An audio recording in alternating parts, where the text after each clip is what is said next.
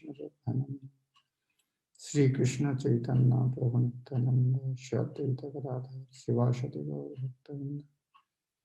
हरे कृष्ण कृष्ण कृष्ण हरे हरे हरे राम राम राम हरे। भगवत गीता पढ़ के कैसे लग रहे हैं? बहुत ही अच्छा लग रहा है महाराज। जो अभी तक नहीं समझ में आया था वो आपकी कृपा से अभी धीरे धीरे समझ में आ रहा है। परमात्मा की कृपा से। तो मैं एक बात कहूँगा, हमें बहुत कुछ, बहुत एंगल में, बहुत दिख से हम देख सकते हैं ये श्लोक के धर्म में क्यों आया, ये शब्द क्यों बताया, इसके बाद यह क्यों, इस तरह बहुत चीज हम ध्यान दे सकते हैं। ये जरूरी भी है, लेकिन उनमें से ज्यादा जरूरी है ये श्लोक पढ़ के मैं क्या सीख रहा हूँ, मेरा भक्ति जीवन में क्या लगाऊंगा। तो ये दृष्टि में देखना ज्यादा जरूरी है। तो मैं हमेशा को अनुरोध करूंगा, हमें ये ध्यान देना ज्यादा जरूरी है ये श्लोक पढ़ के हमको क्या फायदा हो रहा है, भक्ति में हमको क्या सीखने का मौका मिल रहा है। और बाद में जो चीज है ये श्लोक धर्म में क्यों, इसके बाद ये श्लोक अगले श्लोक किया है, इस तरह की बता, ये जरूरी है, वो भी उपलब्धि के लिए जरूरी है और प्रचार करने के लिए अच्छा है। लेकिन उधर में ज्यादा ध्यान देंगे और ये ध्यान नहीं देंगे हमारे लिए क्या जरूरी है, ये श्लोक पढ़ के तात्पर्य पढ़ के मैं अभी क्या करना चाहता हूँ, ये ध्यान में कभी कभी हम बिल्कुल ध्यान ही नहीं देते। उस तरह गलती कभी हमें नहीं करना चाहिए, हमेशा ज्यादा ध्यान देना चाहिए। इस श्लोक से हमको, हाँ, जिस तरह भूखा आदमी को दूसरा कोई ध्यान नहीं रहता है, उसको खाना जरूरी है। तो इसी तरह हमें आध्यात्मिक हम भक्ति में क्या मिलने वाला है। हरे कृष्ण महाराज, धन्यवाद। हरे कृष्ण।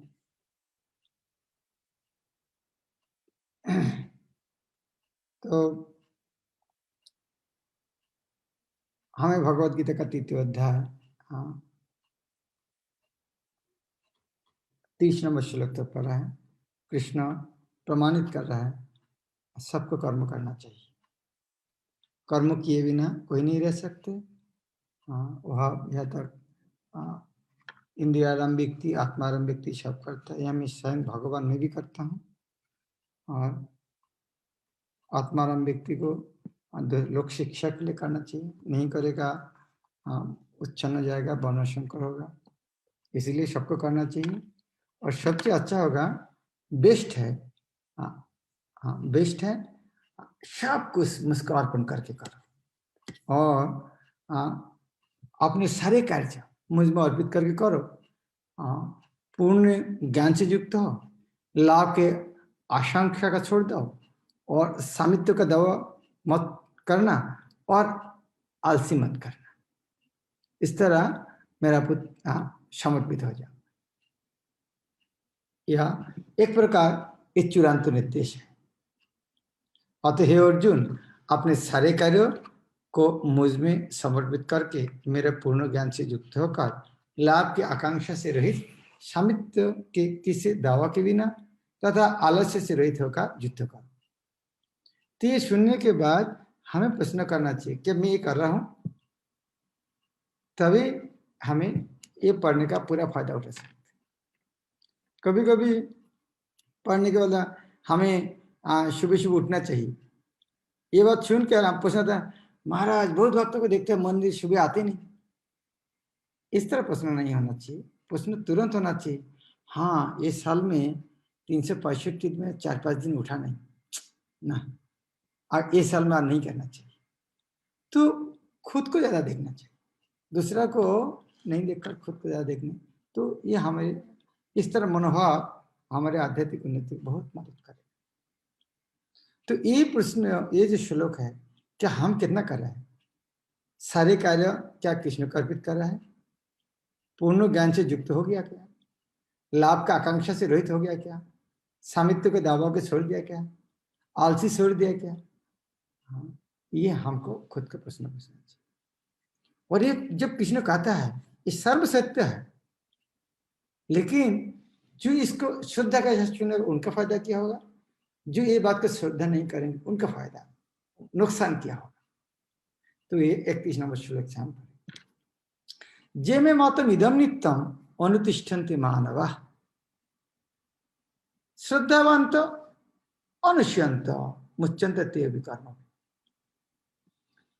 लेकिन ये तुरंत निर्देश देने के बाद कृष्ण कहता है जे में मतम इदम, ये जो मेरा जो मत, ये मेरा जो मत, कौन सा मत, ये श्लोक जी कहा, यह बताए मोहिक सर्वनि कर्माणि सन्न्यास निराशे निर्मम होता युद्ध से विगत जा। तो कृष्ण यह श्लोक कहता है ये मेरा मत है, आदेश है, मत अर्थात मेरा आदेश है, ये मैं आदेश दिया। तो भगवान का आदेश सबको पालन करना चाहिए। भगवान जो देश में रहते हैं वो देश का आदेश का पालन करना चाहिए। तो भगवान का राज्य में हम रहे, उन्होंने कहता है जे में मतम इदम, इदम मतलब ए पिछले श्लोक में जो मेरा आदेश दिया हूं, जो व्यक्ति नित्यम अनुतिष्ठन्ति, नियमित रूप से नित्य कार्य के इसका पालन करते हैं, मानवा, जो मानव, जे मानवा जो मनुष्य, ये उपदेश मानवा के लिए, मनुष्य के लिए, मानव प्राणी के लिए, दूसरे आदमी को पास भगवान आशा नहीं करते आदेश पालन कर। जे मानवा में मतम इदम, मेरे ये मत को, जे मानवा जे मानव आदमी में मतम इदम, ये मेरा मत को नित्यम अनुतिष्ठन्ति, नित्य पालन करते हैं। और किस तरह, श्रद्धावंत, श्रद्धा के साथ करना चाहिए। ये बहुत मूल्यवान शब्द होते हैं। ठीक है, बोल दिया करो, करने की इच्छा नहीं है लेकिन बोल दिया करो, नहीं, श्रद्धा के साथ करना है। और साथ साथ अनुशयंत, ईर्ष्या बिना, दोनों शब्द बहुत महत्वपूर्ण है। किसी को आदेश पालन करने के लिए ये दो महत्वपूर्ण बात होते हैं, एक तो है श्रद्धा और एक तो असूया, बिना असूया शून्य अर्थात बिना ईर्ष्या शून्य। ये दोनों चीज हमें देखना चाहिए। हम जिसको गुरु का, वैष्णव का जो आदेश पालन करते हैं, हमें ये दोनों बात ध्यान देना चाहिए, एक है श्रद्धावंत, एक है बिना असूया से, ईर्ष्या से। यदि इस तरह भगवान को ये बात को हम पालन करेंगे, मुच्यते ते अभी कर्म भी, वो सारे सकम कर्म का बंधन से मुक्त हो जाएगा। श्रील प्रभुपाद ने बहुत अच्छे तात्पर्य देते हैं। श्री भगवान कृष्ण का आदेश समस्त वैदिक ज्ञान का सार है। कृष्ण कहता है मेरा मत है, अर्थात ये जो 30 नंबर श्लोक है सारे वैदिक ज्ञान का सार है, अतः किसी अपवाद के बिना यह शाश्वत सत्य है। जिस प्रकार वेद शाश्वत है, उसी प्रकार कृष्ण भावनामृत तो कहा यह सत्य भी शाश्वत है। मनुष्य को चाहिए कि भगवान से ईर्ष्या किए बिना इस आदेश में दृढ़ विश्वास रखे। ऐसे अनेक दार्शनिक हैं जो भगवद गीता पर टीका रखते हैं किंतु कृष्ण में कोई श्रद्धा नहीं रखते। वे कभी भी सकम कर्म के बंधन से मुक्त नहीं हो सकते। बहुत बहुत ज्ञानी व्यक्ति है, गीता का टीका लिख सकते, बहुत बड़े लेक्चर दे सकते, लेकिन क्या मूल्यवान वस्तु है, कृष्ण के प्रति श्रद्धा नहीं रहते, वो खुद में मुक्त नहीं हो सकते, दूसरा को मुक्त बनने का। वो गीता के लेक्चर देख सकते, गीता का व्याख्या करके पुस्तक बना सकते, लेकिन वो खुद को मुक्त नहीं कर सकते।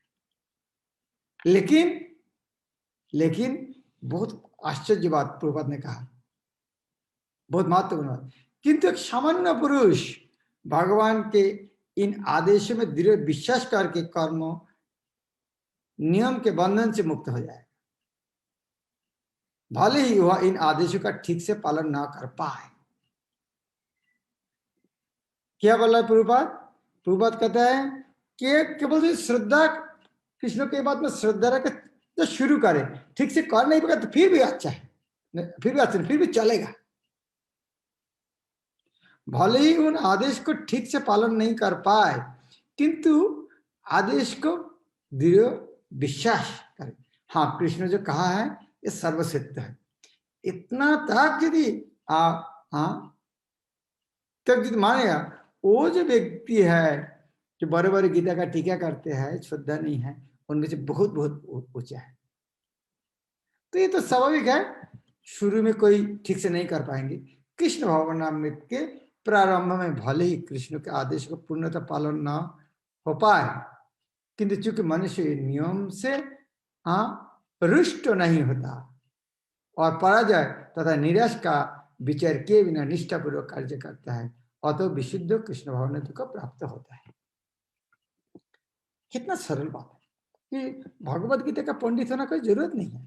केवल एक श्लोक ये मान लीजिए, पूर्वपद ने क्या कहता है, ये जो कृष्ण कहता है मेरा मत है, जो श्रद्धा के बाद सुनता है मुक्त हो जाता है। तो पूर्वपद कहता है कोई व्यक्ति केवल यदि श्रद्धा के साथ बात चालू करते हैं, ठीक से नहीं कर पाएगा, वह शुरू तो करेगा, बस ये जीवन का सफलता है। शुरू में तो कोई सफल नहीं हो सकता, धीरे धीरे तो श्रद्धा के साथ ये शुरू करना है। लेकिन जो नहीं करेंगे तो उनका क्या होगा? जे तू यतात, यतात अर्थात ये सारे जो पिछले जो वर्णन को जो कृष्ण यतात, कौन सा यतात, क्या क्या हो सकते हैं? यतात अर्थात वो जो तीसरा शब्द, निराशी निर्मम होता युद्ध से विगत जरो, निराशी कैसे नहीं करना, निर्मम मेरा मेरा भाव, और विगत जरो आलसी त्याग करके कृष्ण को शरण जाओ। तो जे तू यथा, ये सारे जो कृष्ण का जो आदेश है, अभ्युष्यंत न अनुतिष्ठन्ति, अभ्युष्यंत ईशावास न अनुतिष्ठन्ति। कृष्ण बोलते मानना चाहिए, इस तरह उनके बात क्यों सुनेंगे? इस तरह उनका क्या होगा?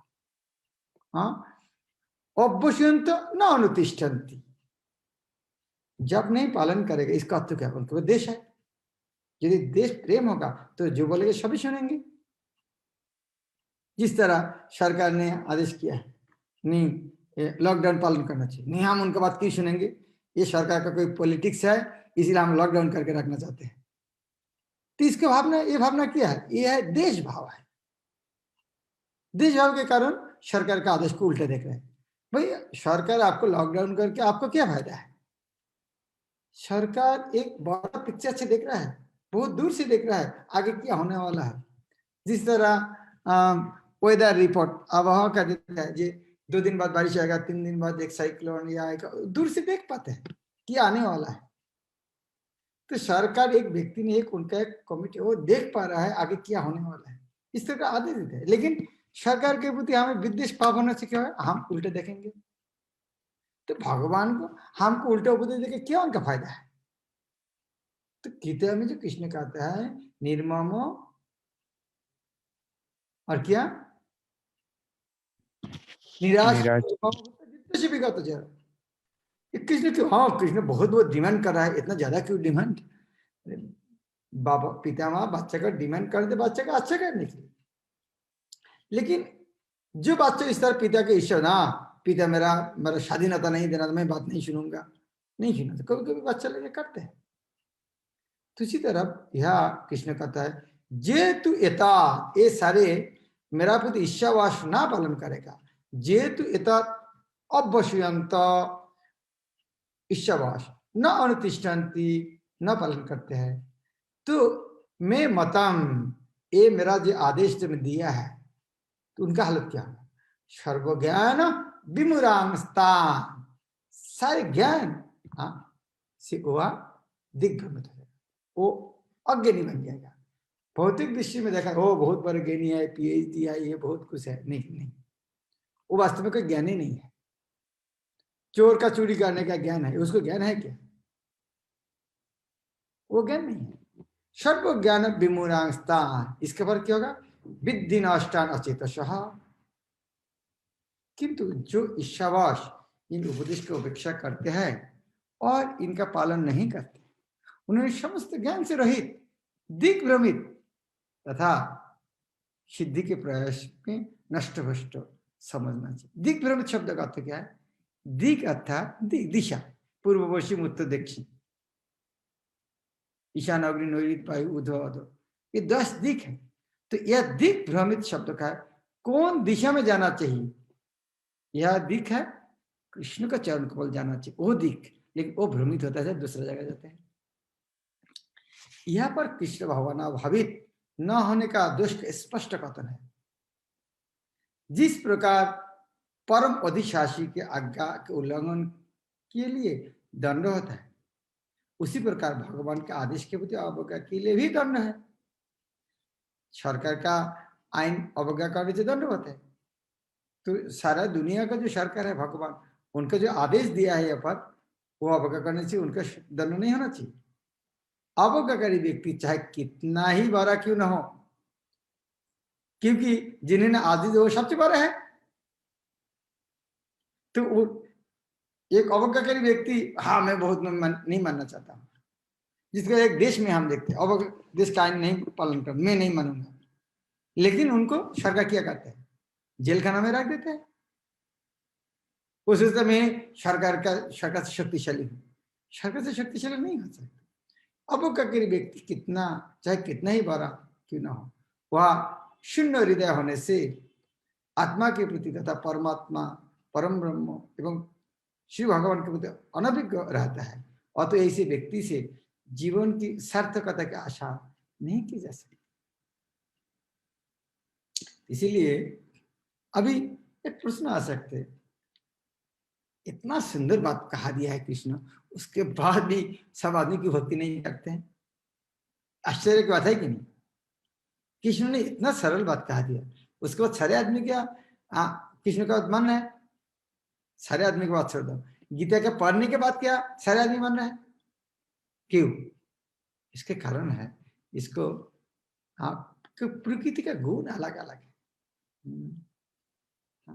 इस तरह खाना में बहुत सारे मिठाई वगैरह, दूध के तैयारी बहुत से, आगे आदमी सोचते हैं क्या कोई बासी कुछ है क्या, काल से बना हुआ कुछ पड़ा है क्या वो ढूंढना शुरू करते हैं, क्योंकि तमोगुण का आदमी है, वो सत्वगुण का खाना पसंद नहीं होगा। तो क्या करना चाहिए? सदृशं तिष्ठते शस्या प्रकृति ज्ञानवान अभी प्रकृति ज्ञान भूतानी निग्रह की करिष्यति।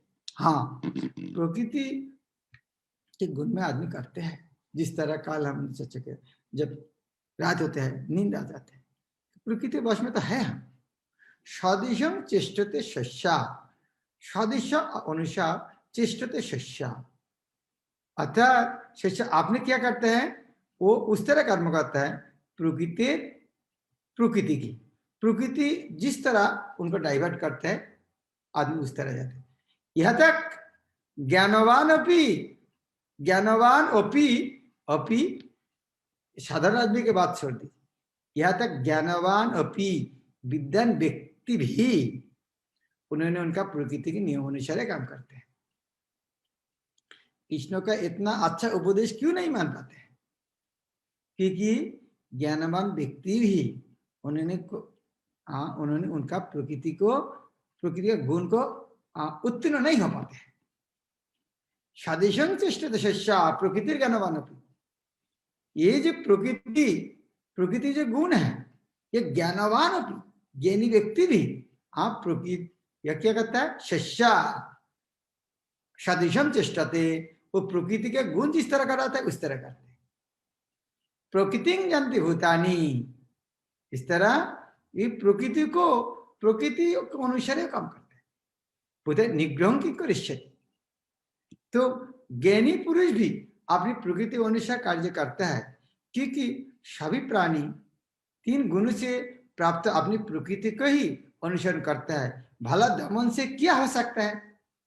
ये बात हमको बहुत अच्छा लगता है, गीता में बहुत अच्छा बता दिया है, जो जिसका प्रकृति है जो वो करना चाहिए, हमको निग्रह क्यों करेंगे? नहीं, यह हम अकेला बार के बात को समझेगा नहीं, क्योंकि ये बात अंतिम उपदेश नहीं है। ये क्यों कहता है? पूर्व तात्पर्य कृष्ण भगवान ने देखिए दिव्य पद पर स्थित हुए बिना प्रकृति के गुण का प्रभाव से मुक्त नहीं हुआ जा सकता। ये जो प्रकृति के वश में आदमी कर्म करेंगे, उसका यह भाला दमन से किया हो सकता है, उसको दमन कर ही नहीं सकते। इसका अर्थ है कि दमन नहीं करना चाहिए, ये बात में कि ये अर्थ है आप दमन नहीं कर सकते, आप किसी को मदद से दमन कर सकते, एकला दमन नहीं कर सकते। जब तक कृष्ण भावना भावित नहीं होगा तब दमन नहीं कर सकते। कृष्ण भावना भावित व्यक्ति कृष्ण भावनामृत के दिव्य पद पर स्थित हुए बिना प्रकृति के गुणों के प्रभाव से मुक्त नहीं हुआ जा सकता। जैसे कि स्वयं भगवान ने 7वें अध्याय में 14 नंबर श्लोक में क्या कहता है, ये जो प्रकृति है मेरा दैवी प्रकृति है, जब मेरा प्रकृति है तो कौन उसको अतिक्रम कर सकते? माँ में वो जो प्रबोधन, जो मेरा शरणागत है वही केवल, गीता में स्पष्ट कहा दिया है, जो केवल मेरा शरणागत है केवल उसको अतिक्रम कर सकते। अतः सांसारिक धरातल पर बड़े से बड़े शिक्षित व्यक्ति के लिए केवल सैद्धांतिक ज्ञान से आत्मा को शरीर से पृथक करके माया के बंधन से निकल पाना असंभव है। इसे अनेक तथाकथित अध्यात्मवादी है जो आपने को विज्ञान में बड़ा चेहरा मानते हैं, किंतु भीतर भीतर पूर्णतः प्रकृति के गुण के अधीन रहते हैं, जिन्हें जीत पाना कठिन है। ज्ञान की दृष्टि से कोई कितना ही विद्वान क्यों ना हो, किंतु भौतिक प्रकृति की दीर्घकालीन संगति के कारण वह बंधन में रहता है। कृष्ण भावनामृत उसे भौतिक बंधन से छूटने में सहायक होता है। भले ही कोई आपने नियत कर्मों के करने के संलग्न क्यों ना रहे। अतः पूर्णतः कृष्ण भावना भावित हुए बिना नियत कर्म का परित्याग नहीं करना चाहिए। हाँ, ये कितना अच्छा उपदेश प्रभुपाद देते। अतः क्या है, यदि कृष्ण भावना भावित नहीं होते तो आपको नियत कर्म त्याग नहीं करना चाहिए। नहीं करना चाहता तो आप कर ही नहीं पाएंगे। किसी को भी सहसा आपने नियत कर्म त्याग का तथाकथित योगी या कृत्रिम अध्यात्मवादी नहीं बन जाना चाहिए। अच्छा तो यह होगा कि यथा स्थिति में रहकर श्रेष्ठ प्रशिक्षण के अंतर्गत कृष्ण भावनामृत प्राप्त करने का प्रयत्न किया जाए। इस तरह कृष्ण की माया के बंधन से मुक्त हुआ जा सकता है। कितना सुंदर शिक्षा, प्रभुपाद के एक एक तात्पर्य हाँ हृदय को निर्मल करने के सफिशिएंट है। इसीलिए हाँ, हर बात का श्रद्धा से सुनना चाहिए। प्रभुपाद जो दिया है, प्रभुपाद को हर बात में भी इस तरह हमें जितना श्रद्धा से ग्रहण करेंगे उतना फायदा है। फिर नहीं श्रद्धा से सुनेंगे तो वो सेम कंडीशन होगा। कृष्ण जो कहते हैं इंद्रियस्य अर्थे रागोद्देश्य व्यवस्थित तय न वशमागच्छेत तो ही अश्य परिपंथी। यह भी अच्छा बात है। इंद्रियस्य अर्थ, ये जो इंद्रिय है, इंद्रिय अर्थ अर्थात इंद्रियों के विषय। स्वाभाविक रूप में इंद्रियों के विषय में जाते हैं। इंद्रिय अर्थ एक आंख, उनका अर्थ क्या है? शुद्ध रूप। जिह्वा इंद्रिय, उनका विषय क्या है? स्वाद। तो स्वाभाविक रूप में इंद्रिय अर्थ, कभी राग होता है, कभी द्वेष होता है। अच्छा चीज मिलता है आसक्ति और बुरा चीज में विद्वेष होता है। ये स्वाभाविक है, ये होगा सबकी। प्रत्येक इंद्रिय तथा उनके विषय से संबंधित राग द्वेष को व्यवस्थित करने के नियम होता है। मनुष्य को ऐसे राग तथा द्वेष के वशीभूत नहीं होना चाहिए कि कोई आत्म साक्षात्कार मार्ग में अवरोधक है। हर इंद्रिय के विषय में धावित होते हैं, लेकिन इंद्रिय विषय में धावित होने से ये पारमार्थिक पथ में अवरोधक बन जाता है। इसीलिए पहले श्लोक में कहता है इसको जाएगा ही, बंद नहीं कर सकते। लेकिन उसके बाद अगले श्लोक में बताया यदि नहीं बंद कर पाओगे तो पारमार्थिक अवरोधक है। तो अर्थात ये रास्ता है, करना चाहिए। कैसे करना? जो लोग कृष्ण भावना भावित है वे स्वभाव से भौतिक इंद्रिय तृप्ति में रत होने में झिझकते हैं। भक्त होने से हम हमारे जीवन में देख सकते हैं कृष्ण भावना में आने से इंद्रिय भक्ति इंद्रियों तृप्ति करने डरते हैं, नहीं ये करना नहीं चाहिए, करना चाहिए समस्या। किंतु जो लोग की ऐसा भावना न हो उन्हें शास्त्रों के यम नियम का पालन करना चाहिए। एक जो कृष्ण भक्त है वो तो भोग करने से डरते हैं, वो जानते हैं भोग का अंत भोगांति है। लेकिन जिसको ये बुद्धि नहीं आया है अगर भक्त नहीं हो तो उनको भी क्या करना चाहिए? नहीं हमारी तो बुद्धि नहीं तो क्या करेंगे, नहीं उनको भी कुछ यम नियम पालन करना चाहिए। यम नियम शब्द अर्थ क्या है? यम और नियम। do's and don'ts। यम शब्द संयम, क्या नहीं करना चाहिए। यम अर्थात संयम, जो नहीं करना चाहिए। नियम अर्थात जो करना चाहिए। यम नियम अर्थात कौन सा नहीं करना चाहिए, पहले कौन सा काम नहीं करना चाहिए, उसके बाद नियम।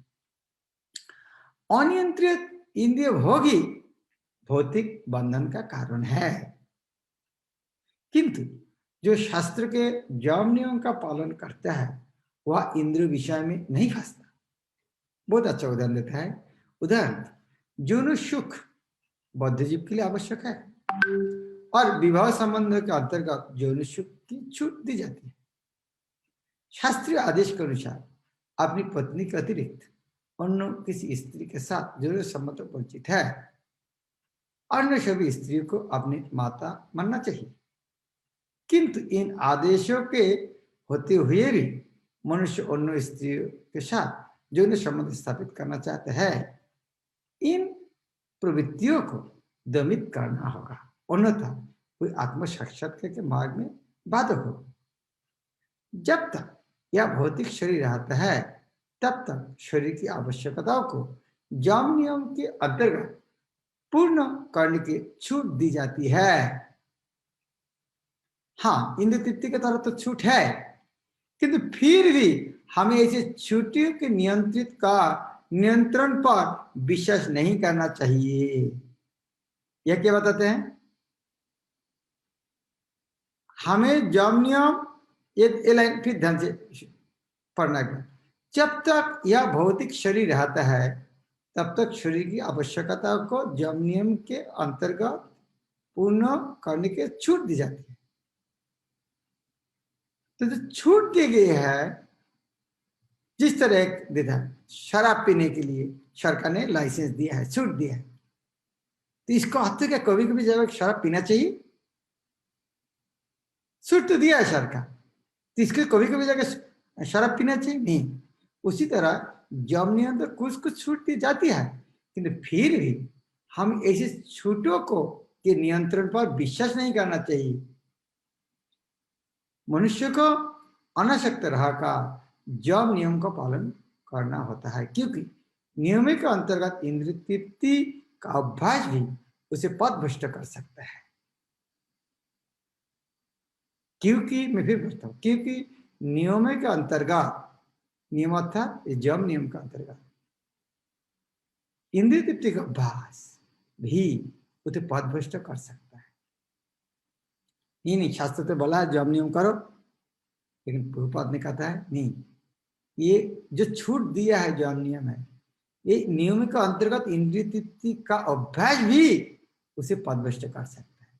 जिस प्रकार के राजमार्ग तक में दुर्घटना की संभावना बनी रहती है, भले ही इन मार्गों की कितना ही सावधानी से देखभाल क्यों ना किया जाए, किंतु इसकी कोई गारंटी नहीं दे सकता कि सबसे सुरक्षित मार्ग पर भी कोई खतरा नहीं होगा। भौतिक संगति के कारण अत्यंत दीर्घकाल से इंद्रिय सुख की भावना कार्य करती रही, अतः नियमित इंद्रिय भोग के बावजूद भी च्युत होने हर संभावना बनी रहती है। अतः सभी प्रकार से नियमित इंद्रिय भोग के लिए किसी भी आसक्ति से बचना चाहिए। लेकिन कृष्ण भावनामृत ऐसा है कि इसके प्रति आसक्ति से या सदैव कृष्ण की प्रेम भक्ति से में कार्य करते रहने से सभी प्रकार की इंद्रिय कार्य से विरक्ति हो जाती है। अतः मनुष्य को चाहिए वह किसी भी अवस्था कृष्ण भावनामृत से विरक्त होने की चेष्टा न करे।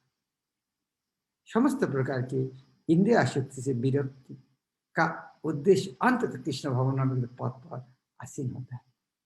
क्या पावरफुल तात्पर्य है, कैसे लग रहा है? इतना अच्छा चीज बताया प्रभुपाद, तात्पर्य में ध्यान ही नहीं दिया। मेरा तो इस तरह लग रहा है, भाई पढ़ा ही नहीं इस तरह कभी लग रहा है। क्या दिया प्रभुपाद हमको, ये क्या आँख खोल दे, किसके एक एक शब्द के बाद एक एक शब्द, एक वाक्य के एक वाक्य को कितना सिस्टमेटिकली दिया है। हृदय का जितना कसरा लगा आज सब हो गया है। तो फिर अनुरोध करूंगा आप ध्यान से बार बार पढ़ना। प्रभुपाद बहुत सुंदर रूप से तात्पर्य दिया है और भगवत गीता में सब कुछ है। हम कभी कभी लग रहे ये तो हो गया, अभी भगवत गीता बहुत बार हो गया, चलो दूसरा पुस्तक पढ़ते हैं। अभी क्या लग रहा है, एक तात्पर्य क्या लग रहा है भाई, इसके अंदर सब कुछ है, दूसरा पुस्तक क्यों पढ़ने जाते हैं? किसको लग रहा है? चैट बॉक्स में टाइप करने यस।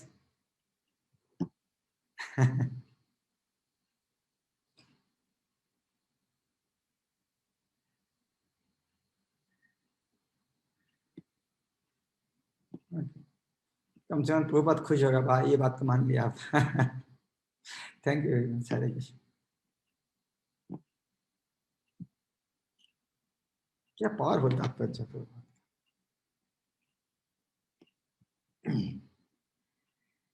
हरे कृष्ण। जुगल प्रेम प्रभु।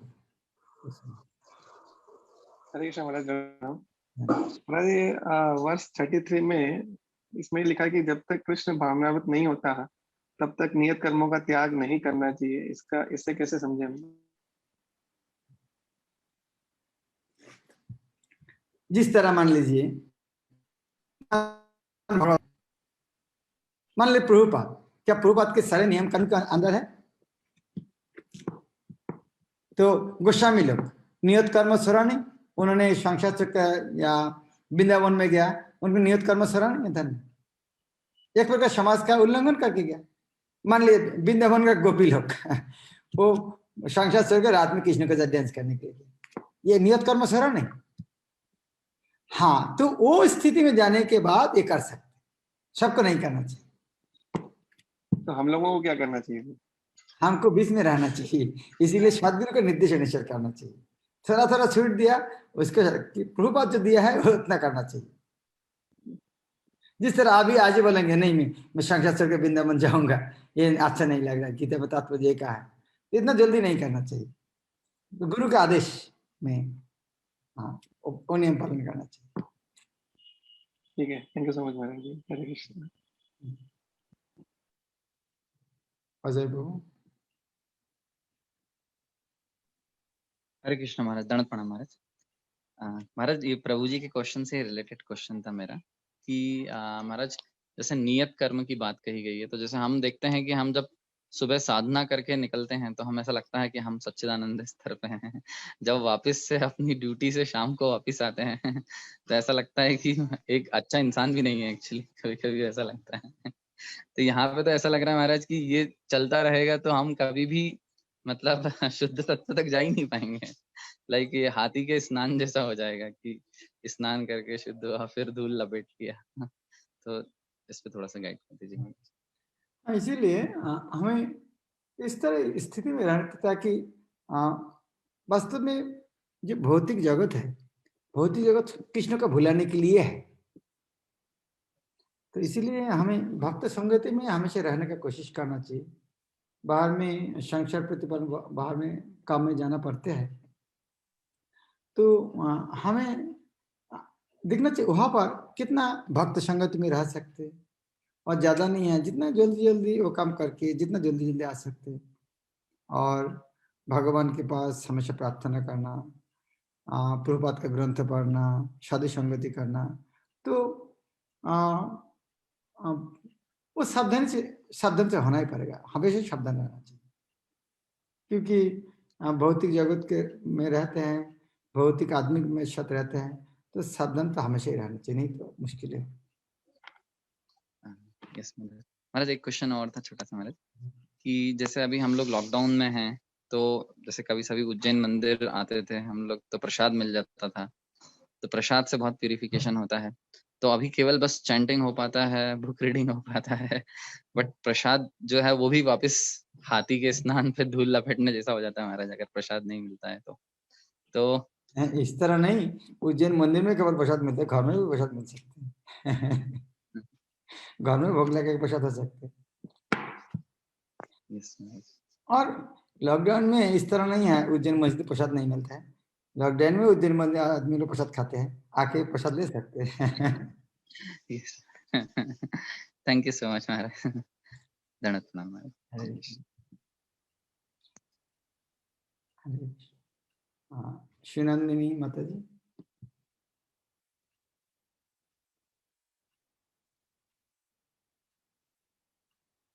आपको अनम्यूट करना पड़ेगा।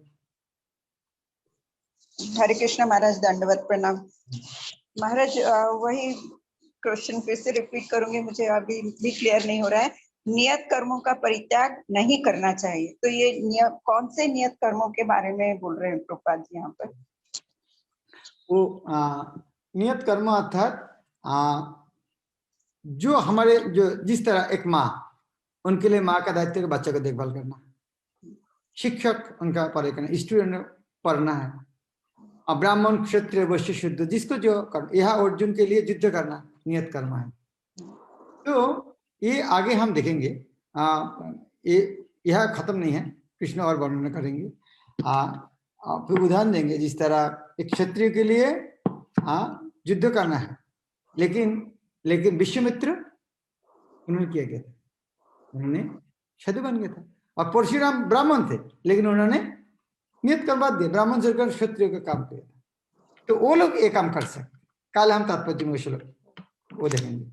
तो उन लोग वो स्तर में जाकर, जिस तरह जुगल प्रेम प्रभु कहा कैसे था, हाँ वो लोग वो स्तर में उन्हें ये नियत कर्म छोड़ दिया था। लेकिन हमें उतना बड़ा अधिकारी नहीं समझना चाहिए हम अभी सब छोड़ देंगे। इसीलिए गुरु के आदेश अनुसार कर्म करना चाहिए। गुरु जो आदेश दिया है, कभी कभी हमें जो लगता है नहीं हमको ये कर्म छोड़ना चाहिए और अध्यक्ष लोग, तो गुरु वैष्णव को आज एक बार सजेशन ले सकते हैं, हम ये करना चाहते हैं। जिस तरह मान लीजिए गृहस्थ व्यक्ति है, उनका पैसा कमाना चाहिए, तो आके गुरु महाराज को, गुरु महाराज मैं नौकरी छोड़ना चाहता हूँ, तो गुरुदेव नौकरी छोड़ेगा तो परिवार को कैसे चलेगा? अच्छा था, ठीक है गुरुदेव आदेश ठीक है तो कर सकते इस तरह। तो कभी कभी हमारे मन में इस तरह आ सकते, मैं इस तरह छोड़ना चाहता हूँ, तब गुरु वैष्णव का आदेश अनुसार हम सब कर सकते हैं। ठीक है, हरे कृष्ण। हरे। हाँ, श्याम शका बाबू, आपका प्रश्न काल से था। हरे कृष्ण महाराज जी, धन्यवाद। मेरा प्रश्न कल के उससे ही था महाराज जी, जो अपने 3.27 जो श्लोक था उसमें बताया था कि भौतिकतावादी व्यक्ति यह नहीं जानता कि अंततोगत्वा वह कृष्ण के अधीन है। तो वास्तव में जैसे हम प्रचार करते हैं तो हमारा पाला तो उन लोगों से ही पड़ता है कि वो लोग कुछ भी नहीं समझते हैं, तो हम उनको किस ढंग से ये सब समझाएं ताकि हमको प्रचार में भी मदद मिले, और हम पहले तो ये हम अपने ऊपर आत्मसात करें, उसके बाद उनको अच्छे से समझाने का प्रयास करें। तो इसको हम कैसे लेकर के करें, क्योंकि हमारे लिए बड़ी समस्या होती है, क्योंकि आजकल बहुत सारे मार्केट में अलग अलग प्रकार के लोग मिलते हैं, तो उन सबको समझाना, क्योंकि प्रचार तो करना ही है हमें। प्रचार एक आर्ट है, हमें देखना चाहिए वो कौन स्तर में है। जिस तरह आप मान लीजिए PhD किया है, लेकिन आप क्या पढ़ाएंगे? आप क्लास 1 का बच्चा होगा तो एक प्रकार पढ़ाएंगे, क्लास 5 का होगा दूसरा बोलेंगे, क्लास 10 का होगा दूसरा पढ़ाएंगे। तो प्रचारक को इसे देखना चाहिए वो कौन स्तर में है।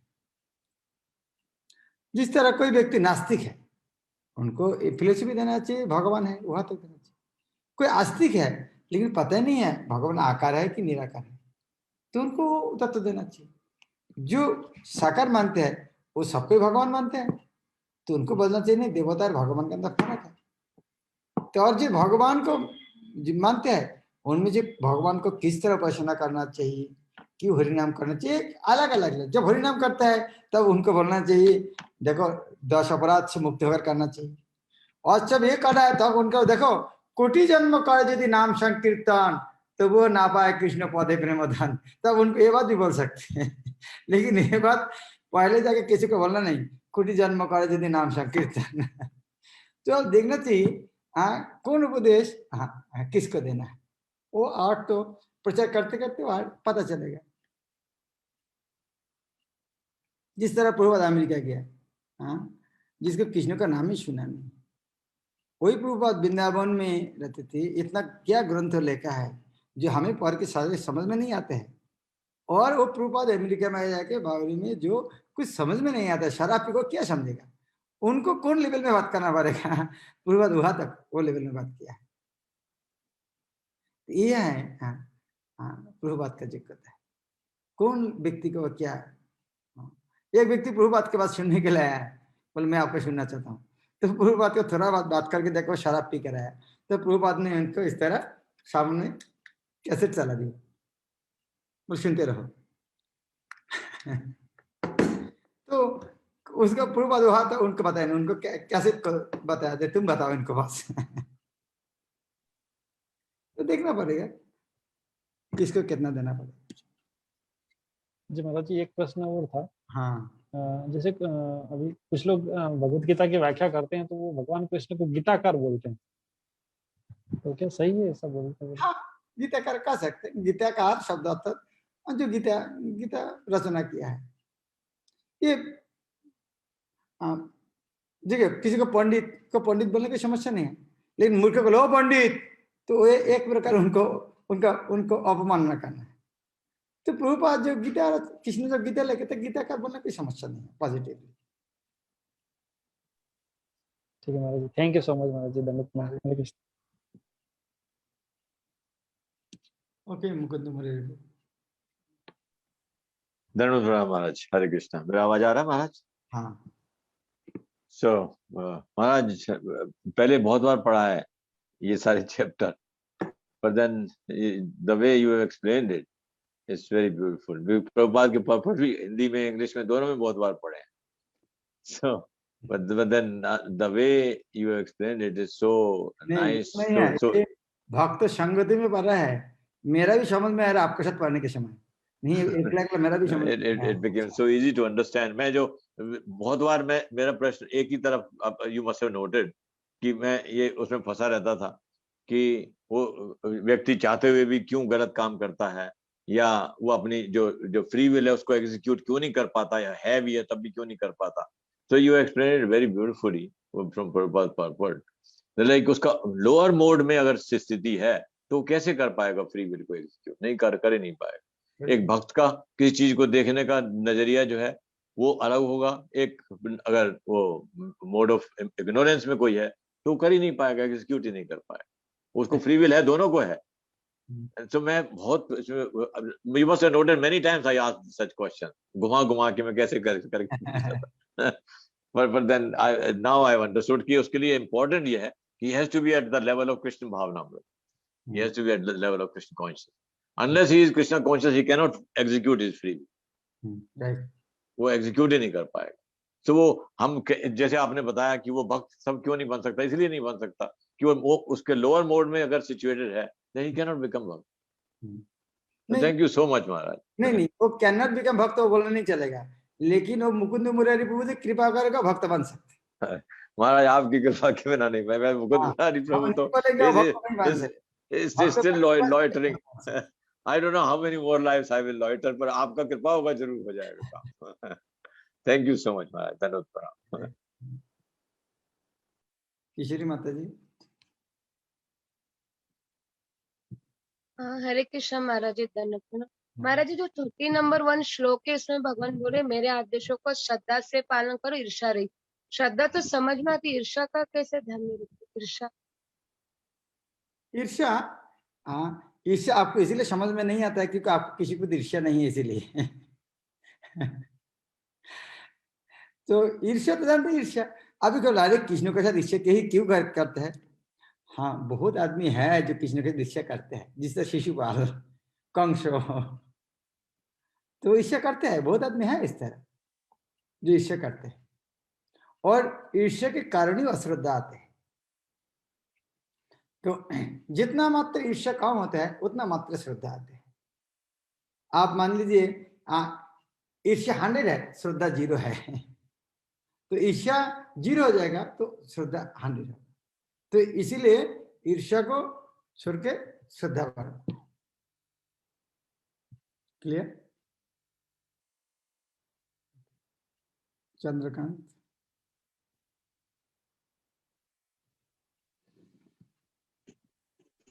Krishna Maharaj, please accept my humble obeisances. जैसे जब महाराज हमारी हेल्थ वीक होती है या फिर कुछ प्रॉब्लम होता है, जैसे अभी प्रेजेंट सिनेरियो में चल रहा है, तो जब हमारी हेल्थ अगर खराब है या वीक है, तो उस टाइम हमारी जो स्पिरिचुअल, क्योंकि हम अपने नित्य काम भी ढंग से नहीं कर पाते हैं, जैसे माला में भी थोड़ा सा लेट हो जाते हैं चीजें, उस टाइम पे अपनी कॉन्शियसनेस कैसे मेंटेन करनी चाहिए महाराज? या जब शरीर खराब होता है वो थोड़ा ढीला तो होते हैं, थोड़ा मुश्किल होता है, लेकिन इसलिए हम अभ्यास करते हैं। अभ्यास करने से वो और समस्या नहीं होगा। जब अभ्यास करेंगे तब बड़ी समस्या नहीं होगा। जिस तरह सिर दर्द हो गया, जब करने की इच्छा नहीं करता है, इस तरह ये स्वाभाविक है, कारण हम देहात्म बुद्धि के में परे नहीं है। लेकिन यदि अभ्यास करेंगे, अभ्यास करने से वो हम उसको ओवरकम क्या अतिक्रम कर सकते। और जिस तरह मान लीजिए अभी कोरोना का सिचुएशन में जो भगवान का भक्त नहीं है वो डरते रहते हैं, क्या होगा क्या होगा। वो पैनिक सिचुएशन में उसका और क्या करेंगे, और ज्यादा घबरा जाएगा। लेकिन जो भगवत भक्त हो क्या सोचेंगे, नहीं ठीक है, करना जो होगा। जो वास्तव में दुनिया में भगवान की इच्छा छोड़ के तो कुछ नहीं होता है, तो जो भगवान जो करेंगे, हम जानते हैं भगवान सबके लिए अच्छा करते हैं, तो सबके लिए जो भगवान ये करेंगे, तो भगवान, तो हम भगवान का भक्त है, तो हमारे लिए जो होगा अच्छा करेगा। एक बार गुरु महाराज का था, यदि हम एटम बम आ रहे हमारे दिखे देख रहा है, तो हम सोचेंगे वाह भगवान हमको लेने के लिए आ रहा है। तो भगवान का भक्त हर स्थिति में भगवान में शरण में रहते हैं। जब विपद देखते हैं तो और कृष्ण को ज्यादा शरण होना चाहिए। या एक प्रसंग में प्रभुपाद कहते हैं, एक अच्छा उदाहरण देते हैं। वो भगवद गीता का 7वां अध्याय का 7वां अध्याय मतलब 15 नंबर श्लोक का है, 16 नंबर श्लोक का है। 16 नंबर श्लोक क्या होगा? 7 श्लोक किसकी याद है?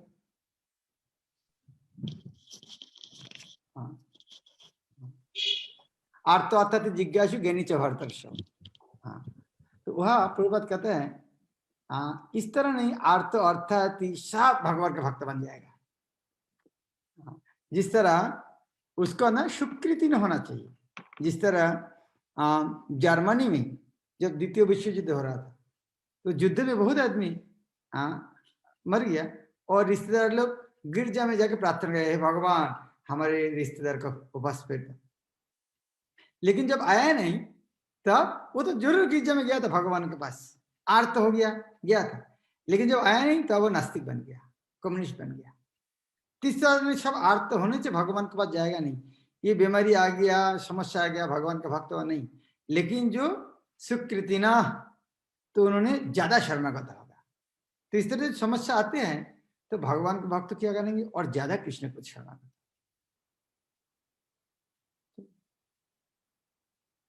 हरे कृष्ण। अजय प्रभु आप हाथ उठे हैं? यस महाराज, एक क्वेश्चन महाराज, आज ही की क्लास से महाराज एक क्वेश्चन हो रहा था। हरे कृष्ण महाराज, एम आई ऑडिबल? हाँ यस महाराज।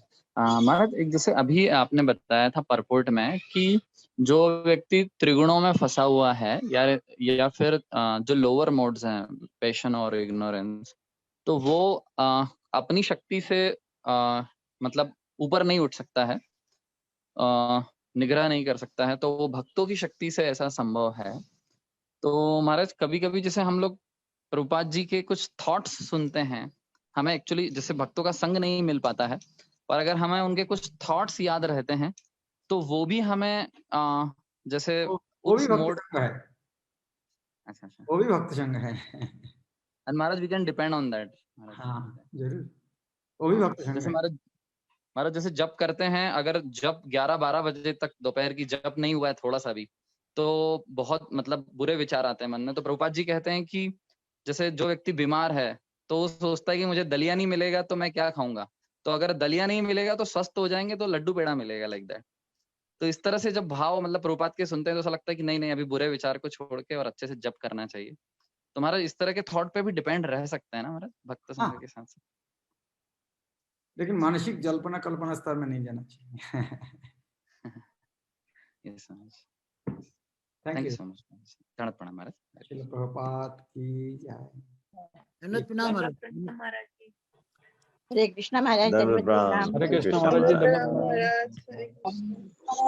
हरे हरे कृष्णा कृष्ण महाराज, दंडवत प्रणाम।